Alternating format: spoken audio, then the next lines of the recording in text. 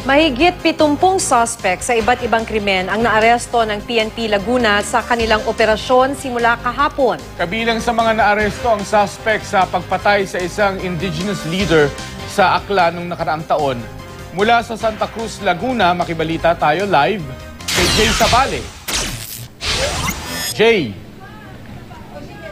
Maki Mark iniharap ngayong umaga sa Laguna Police Provincial Office ang naging resulta ng ginawa nilang simultaneous province-wide anti-criminality campaign na ginawa mula March 3 hanggang March 4.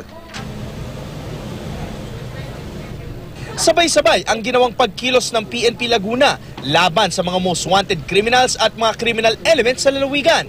Naaresto ang 48 katao na sangkot umano sa illegal na droga. 10 naman ang arestado dahil sa paglabag sa Republic Act 8294 o illegal possession of firearms. Nahuli rin ang 14 na kabilang sa kanilang wanted list.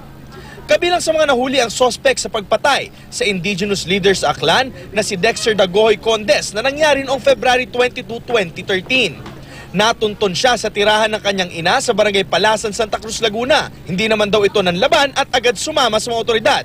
Ang mga tiwali na opisyal o kaya yung mga kriminal na gustong pumasok dito, winawarningan ko po kayo, walang personalan, trabaho lang, isang bala lang katapat ninyo. Sigurado pag lumabag kayo sa batas, hindi kayo tatagal dito sa lalawigan ng Laguna.